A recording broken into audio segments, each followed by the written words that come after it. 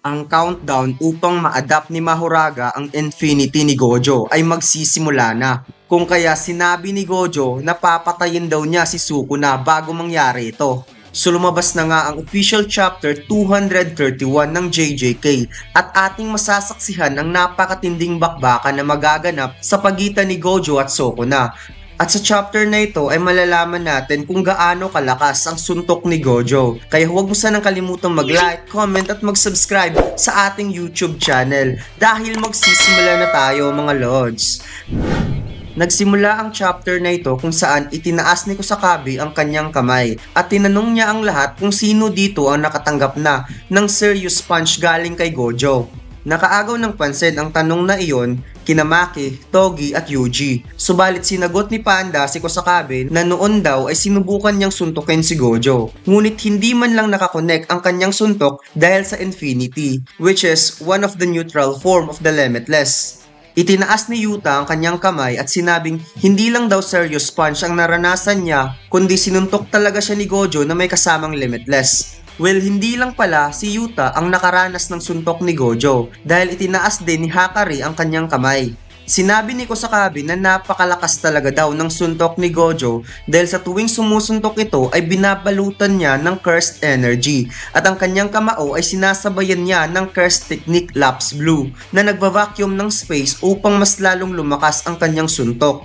Isang factor dito kung bakit napakalakas ng suntok ni Gojo, ito ay dahil sa Lapse Blue na nagkakaroon ng matinding impact doon sa kamao. Dahil pagkatapos tumama ng kamao ni Gojo na may cursed energy, ay agad itong hihigupin ng Lapse Blue upang mas lalong didikit at madidiin ang kanyang kamao doon sa katawan ng target. Kaya nagkakaroon ito ng matinding impact. At makikita naman natin sa laban ni Gojo at Jogo kung paano nagkaroon ng napakalakas na impact sa kamao ni Gojo doon sa katawan ni Jogo. Dagdag pa ni Hakari na hindi lang impact ang malakas sa suntok ni Gojo, kundi naramdaman talaga niyang parang sinuntok siya ng pangalawang beses na mayroong aftershock na kahit kung iisipin na isa lang itong simpleng suntok. Bigla namang tinanong ni Kirara kung masakit ba talaga ang suntok ni Gojo. Ang nasagot lamang ni Hakari at Yuta ay tumilapon talaga sila sa sobrang lakas ng suntok ni Gojo. Bigla namang naaalala ni Yuji ang mga sinabi ni Nanami na kung gusto daw magpapatuloy ni Yuji bilang sorcerer ay wag daw ikukumpara ang kanyang sarili kay Gojo dahil ang suntok ni Gojo ay magbibigay talaga ng critical na damage katulad ng ginagawa niya kung paano niya bigyan ng critical damage ang mga kalaban na sobrang nilalaanan talaga niya ng matinding effort. Subalit kay Gojo ay napaka-effortless lang daw nito para sa kanya na ang ibig sabihin na wala talagang sorcerer na makakapag-keep up ng suntok ni Gojo. So parang ang ibig sabihin kung suntok lang ang pagbabasihan o isang man-to-man combat fight ay luging-lugi dito si Sukuna. At dito ko na-realize ang suntok ni Gojo kung paano niya binugbog si Miguel na parang nagmumukhang panjimbag lamang sa time na iyon. At kung nagkakataon na umabot sa suntukan ang laban ni Gojo at Toji, ay paniguradong walang panama si Toji kung suntukan lang ang pag-uusapan. Subalit mas mautak si Toji sa time na iyon, kaya siya nanalo. Sinabi ni Kusakabe na hindi na niya alam kung ano pa ang kayang gawin ni Gojo, kaya huwag daw siyang tatanungin dahil wala siyang maisasagot. Pagkatapos ay lumipat yung scene sa laban ni Gojo at Sukuna, kung saan nagawang mahawakan ni Gojo si Sukuna at kinaladkad niya ito habang pinupush sa isang malaking building na makikitang nagkadurog-durog yung dinadaanan nila sa sobrang lakas ng pagdiin ni Gojo kay Sukuna. Pagkatapos ay hindi pa tapos si Gojo dahil hinawakan niya ang damit nitong si Sukuna at inihagis sa isang malaking building at sinundan pa ito ng maraming bato gamit ang Lapse Blue ni Gojo.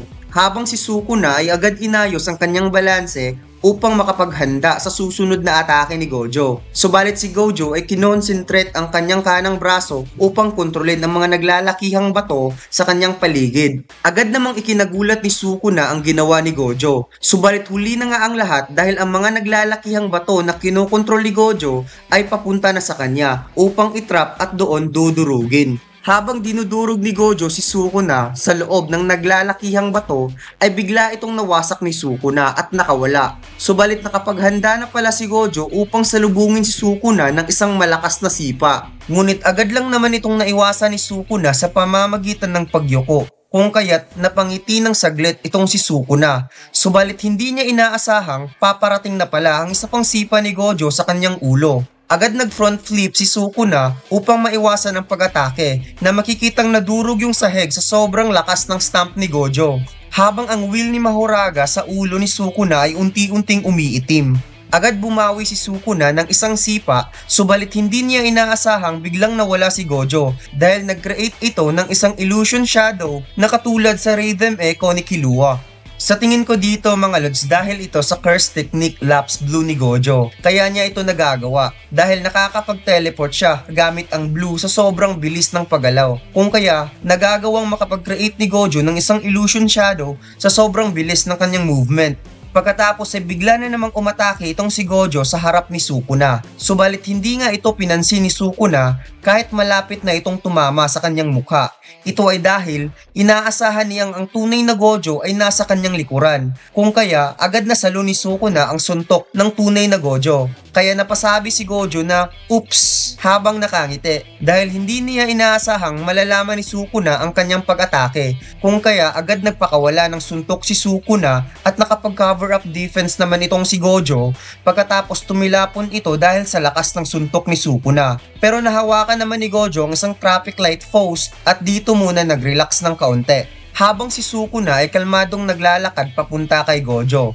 Sinabi ni Sukuna na ang kahulugan daw ng ritual sa pag-summon ni Mahoraga at ng kanyang will ay isang complete cycle at balanse upang ma-adapt nito ang pag-atake pagkatapos niya itong matatanggap. Maya-maya pa ay biglang nag-spin ang will ni Mahoraga na ikinagulat naman ang ating mga bida habang nanunood. Kaya napatanong itong si Higuruma na na-adapt na ba daw ni Mahoraga ang limitless ni Gojo. Pagkatapos ay napaisip itong si Gojo na sa tuwing gumagamit si Sukuna ng domain amplification upang mahawakan siya ay biglang naging itim ang will ni Mahoraga na para bang yung adaptation ability ni Mahoraga ay titigil muna pagsamantala kapag gagamit ng domain amplification nitong si Sukuna. Do kahit hindi nakakagamit ng domain expansion si Sukuna, ngunit nakakagamit naman siya ng domain amplification, ito ay dahil sa parte ng utak na na-damage niya ay ang in charge sa barrier techniques. Kaya ang ibig sabihin lamang nito, ang domain amplification ay hindi actually isang barrier techniques.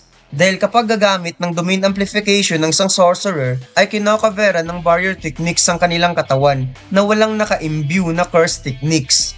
At may bago tayong nalaman dito mga lods na para bang ang bawat parte ng utak ay mayroong in charge sa bawat curse techniques like barrier techniques, domain expansion at iba pa.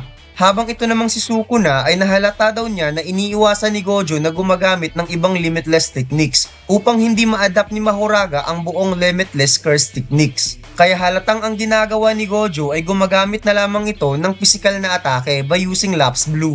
Pagkatapos ay nang umilaw ang traffic light ay agad na namang umatake itong si Sukuna. Subalit na iwasan naman ito ni Gojo kung kaya ginamit na naman ni Gojo ang kanyang curse technique Lapse Blue upang kontrolin ang traffic light post para ibagsak sa kinatatayuan ni Sukuna. However, hinawakan lamang ito ni Sukuna at inihagis kay Gojo.